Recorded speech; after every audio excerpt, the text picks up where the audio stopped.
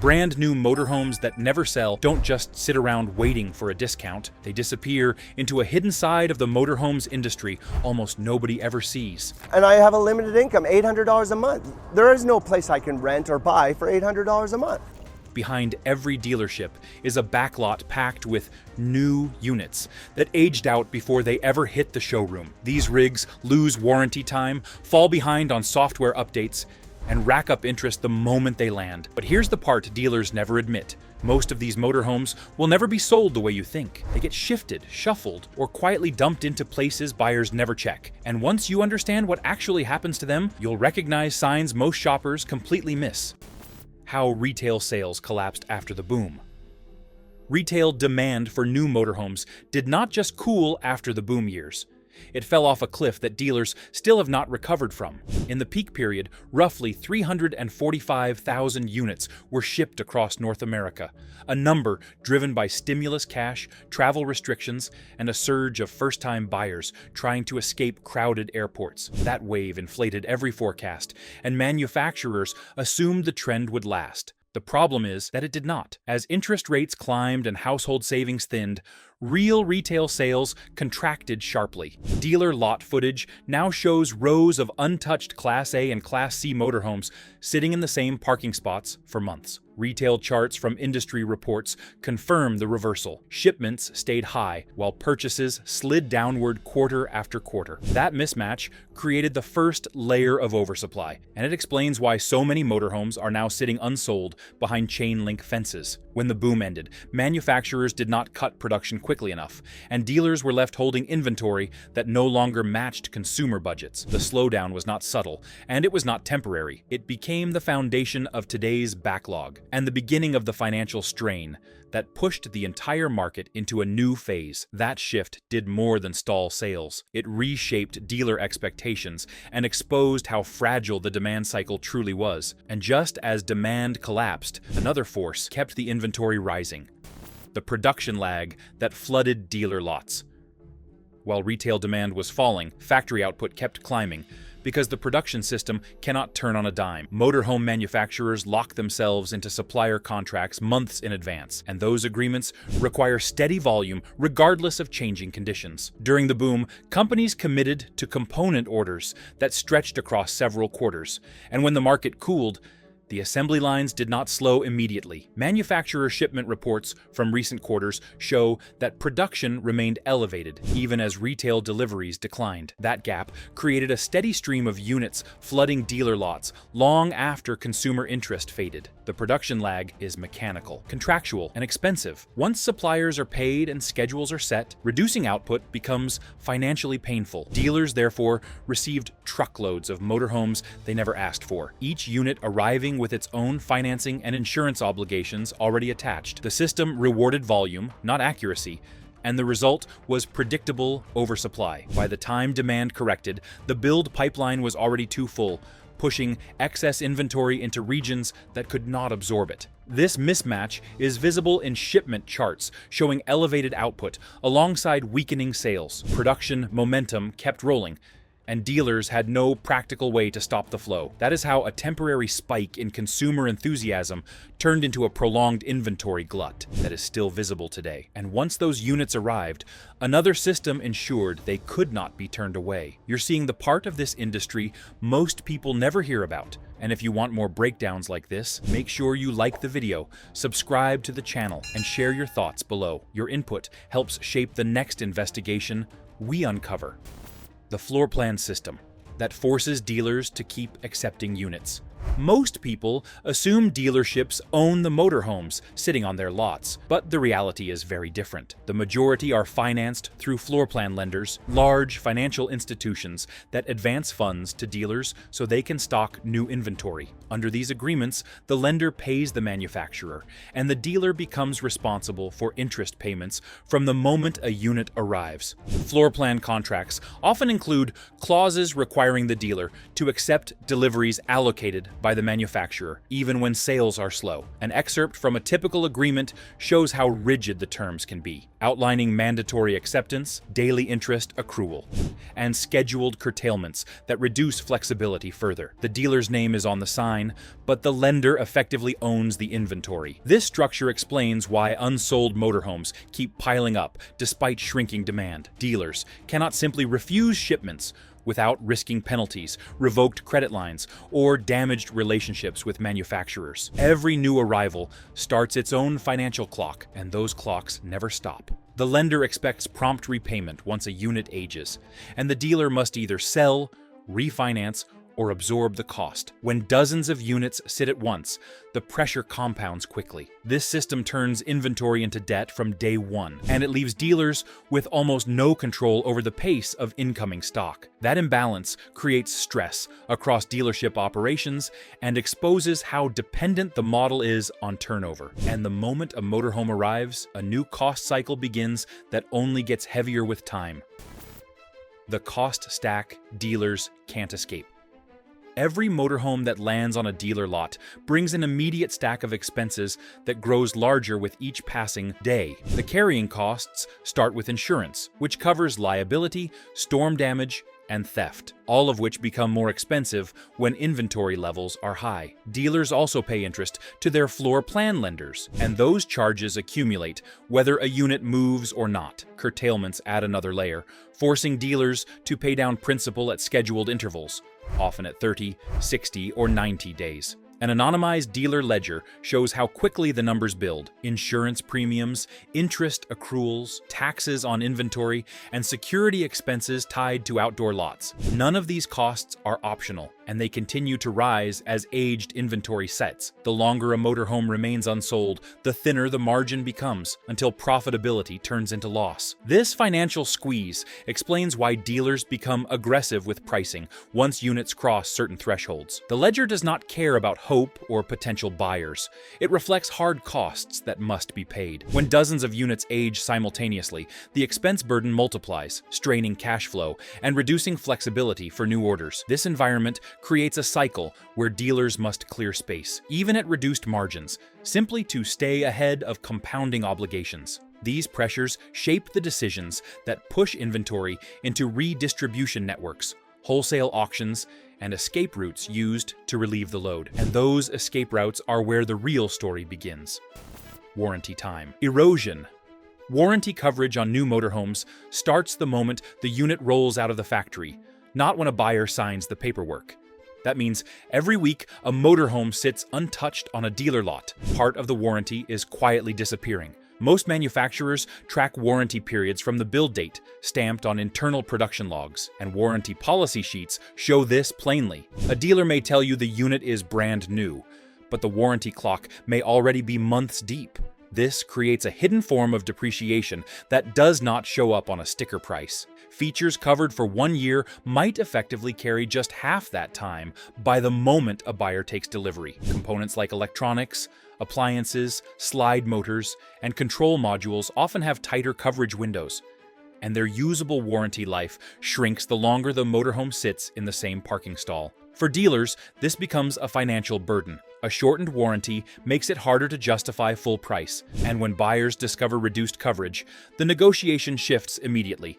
Dealers know this, which is why warranty details often stay vague during early conversations. But the paperwork never lies, and warranty erosion is one of the first financial indicators of an aging unit. And warranty time is only the first system working against aging inventory. The technology drift that makes last year's units harder to move. Modern motorhomes rely heavily on software, control modules, touchscreen dashboards, inverter, interfaces, leveling systems, and networked diagnostics. These systems receive regular firmware updates from manufacturers. And when a unit sits for months unsold, its internal technology can fall multiple versions behind. Technical service bulletins show how often modules require updates to remain compatible with newer components or revised safety logic. Dealers must update this software to bring an aging unit up to current standards. But each update requires technician time, diagnostic tools, and in some cases replacement hardware. Those costs eat into already thinning margins. A motorhome built one model year ago may still look brand new, but its firmware may not communicate correctly with newer tablets, control apps, or updated inverter boards. Technology drift also affects resale calculations.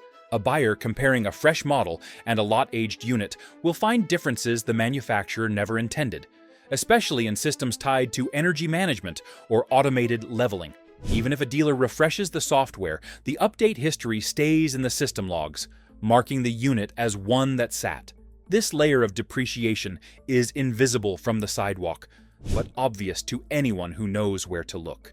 And for dealers, the problem compounds each month. A motorhome remains stuck with outdated firmware. But while technology falls behind quietly, another cost grows every single day. Insurance weight.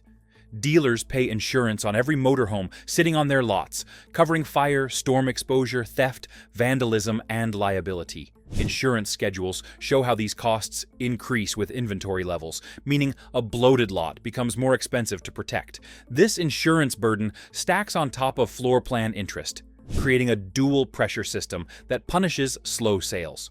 Because insurance rates adjust annually based on overall claim history and inventory volume, a large stockpile of aging motorhomes raises costs for the entire dealership. The financial reality is simple.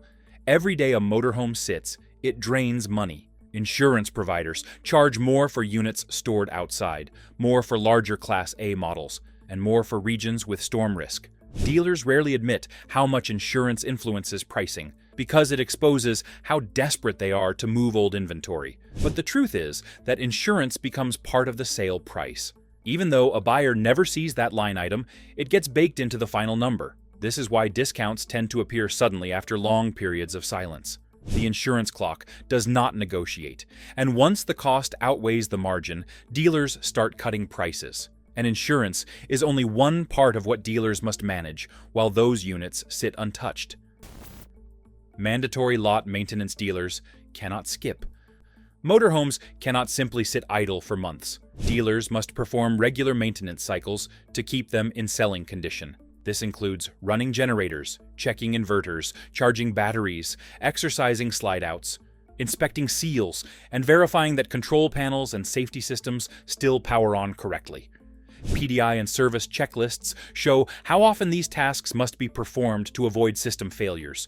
Every cycle consumes labor. Technicians must document each step, test electrical loads, reset diagnostics, and prepare units for showroom walkthroughs. This maintenance does not improve the motorhome. It just keeps it from failing while it waits to be sold. Over time, these repeated cycles increase the dealership's service workload, forcing managers to allocate labor away from paying repair customers. Dealers rarely talk about these maintenance burdens, but they absolutely factor into final pricing. When a unit sits too long, the required upkeep becomes a running tab the dealership must pay. Batteries weaken, generators require longer warm-ups, and diagnostic resets grow more frequent. This is the hidden cost of stillness. The motorhome may appear untouched, but behind the scenes, the dealership has invested hours just to keep it presentable, and once those costs pile up, the pressure forces dealers toward a set of escape routes none of them like to talk about. Redistribution.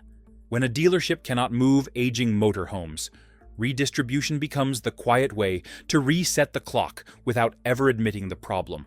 Instead of discounting a unit or sending it to auction, managers arrange state-to-state transfers that shift the motorhome into a region where its build date draws less scrutiny. Transport invoices show these movements clearly, often describing routes that run hundreds of miles. A motorhome that sat for more than 90 days in a coastal lot may reappear in a mountain dealership that is short on stock, and the story presented to shoppers instantly changes even though the build date does not. Dealers use this tactic to balance inventory while avoiding difficult conversations with lenders or manufacturers. To the average customer, a motorhome sitting on a new lot appears to have always belonged there. Few realize how often these transfers occur, or how many miles the unit has traveled before anyone has slept in it. Redistribution does not eliminate age. It hides it inside new scenery. The moment the motorhome arrives, staff photograph it as a fresh arrival, even though dust patterns or tire stress often tell a different story. The tactic delays financial pressure for the receiving dealer, but it solves nothing long-term. And when regional reshuffling stops working, dealers turn to the place where values meet reality: wholesale auctions.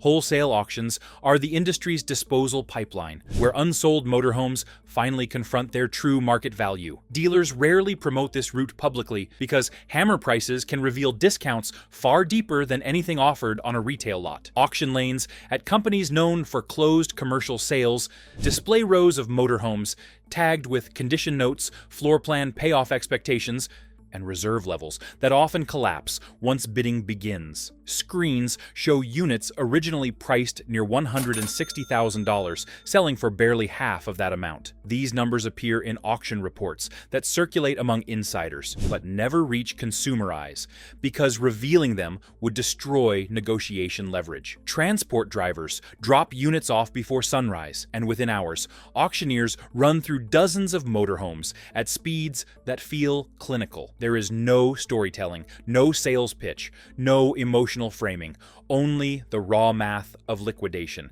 Dealers watching remotely adjust their expectations in real time, understanding how much their remaining inventory may need to fall. For the buyer at home, these hammer prices expose the true bottom of the market and explain why certain discounts suddenly appear in the retail world. Auctions do not create the collapse, they expose it. And when auctions clear only part of the backlog, another buyer steps in, one who sees opportunity in volume. If you want early access to the next report before the market shifts again, subscribe now. The patterns we are tracking move fast, and staying ahead saves money. Subscribing ensures you never miss the next critical update.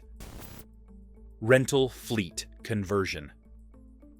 When motorhomes fail to sell in traditional retail channels, rental fleet operators step in with acquisition strategies built around volume and long-term utilization. These companies monitor auction results, dealer distress signals, and seasonal demand curves. When a batch of late-model motorhomes becomes available at steep reductions, rental operators purchase them in groups, often documented in fleet acquisition summaries that list build years, mileage, and intake condition. Once these units reach the rental facility, branding is removed, decals replaced, and interiors sanitized to prepare for heavy rotation. A motorhome that once represented a financial burden for a dealer becomes an income-producing asset for a rental company. Rental life is demanding.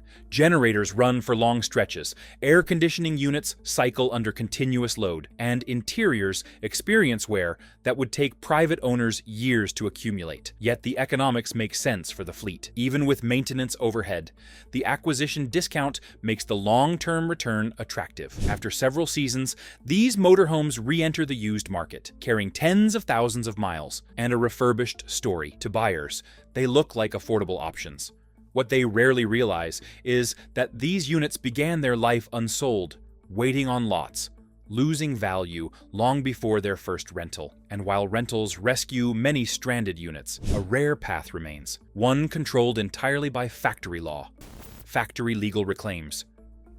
Factory legal reclaims occur only under strict franchise laws that require manufacturers to repurchase inventory when a dealership terminates its agreement or suffers a financial collapse. These are uncommon, but when they happen, paperwork moves fast. Statute excerpts outline the exact conditions under which a factory must take back motorhomes at defined valuation formulas, often significantly below original wholesale cost. Dealers submit claims listing model numbers, build dates, and floor plan payoff amounts. Manufacturers then arrange transport to holding lots where units wait for redistribution, export, or delayed resale. These reclaims appear in buyback notices that circulate privately among regional managers. Although this process offers relief to dealers facing insolvency, it barely dents overall saturation. Only a limited set of conditions trigger mandatory buybacks, meaning most aging stock remains trapped in the retail to auction to rental loop.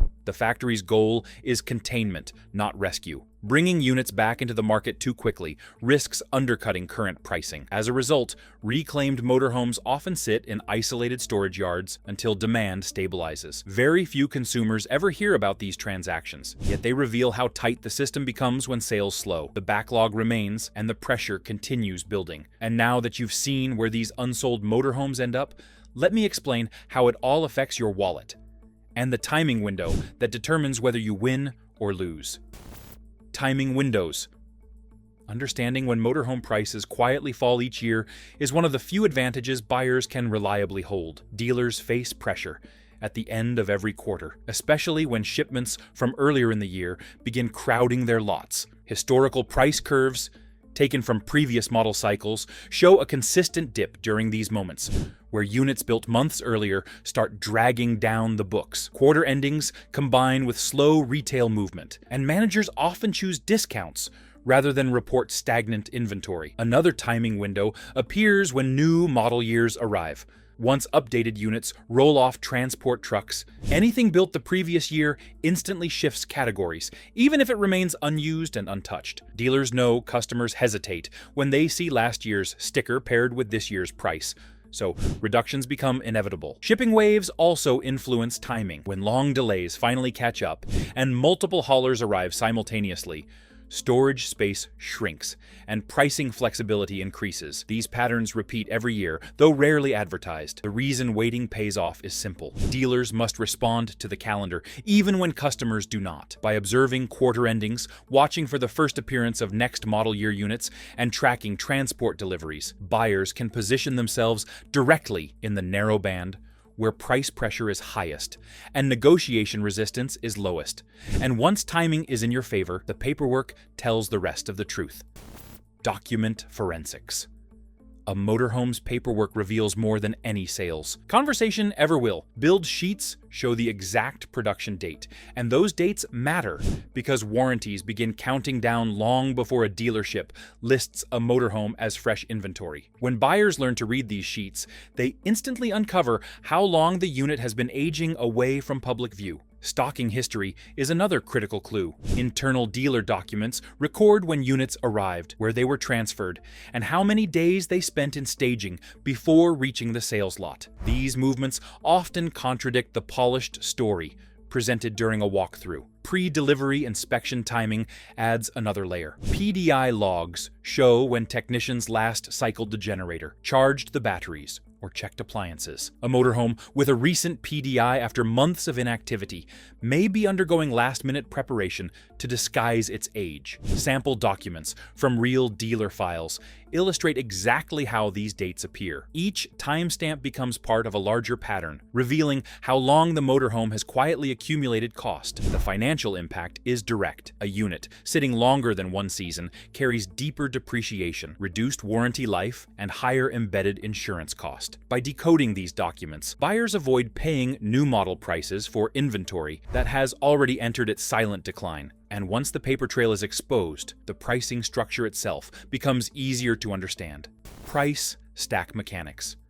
Every final number on a motorhome is built from multiple layers, and understanding those layers prevents overpaying. Dealer holdbacks act as hidden credits from the manufacturer, returning a portion of the wholesale price once the unit sells. Rebates and incentives add further offsets, though these rarely appear on the first written quote. Flooring payoff amounts represent the money owed to lenders for the time the motorhome spent sitting on the lot, accumulating interest from the moment it arrived. When buyers understand these elements, the negotiation becomes grounded in math rather than emotion. Dealer worksheets reveal how these components interact. They list the wholesale base, manufacturer incentives, flooring charges, and any credits applied at delivery. By studying examples of these worksheets, patterns become clear. Discounts often appear smaller than they should because flooring payoff and aging cost are buried inside the final figure, disguised as routine adjustments rather than the financial pressure they truly represent. Knowing how the price stack works protects wallet decisions. A discount that looks generous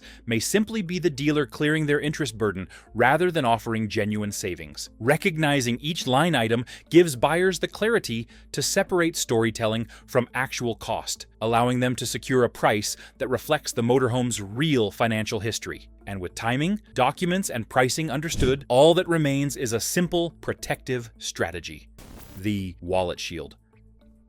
A repeatable 4-point strategy protects buyers from the silent financial traps hidden inside unsold motorhomes. The first element is timing. By aligning decisions with quarter endings, model year transitions, and shipping waves, buyers place themselves in the narrow windows where dealers have the least resistance and the most pressure to adjust. The second element is document verification. Build sheets, stocking logs, and PDI records expose a unit's true age, revealing whether the price reflects its time spent idle. The third element is model year logic. A motorhome built late in one model year but sold deep into the next behaves differently in depreciation curves than a fresh arrival. Tracking the build date allows buyers to negotiate using information usually reserved for dealership management. The final element is aging math. Depreciation over time does not follow a flat line. Real outcomes from prior market cycles show clear patterns, where units held too long lose value faster than retail pricing admits.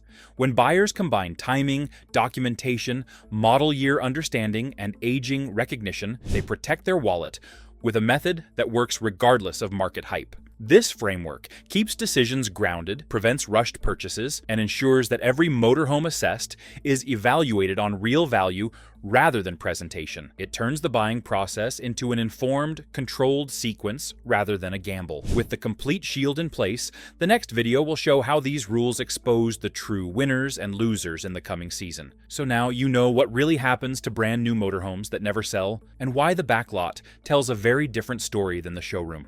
If this opened your eyes or taught you something new, do me a favor. Hit that like button, drop a comment letting me know what surprised you most, and subscribe so you don't miss the next breakdown.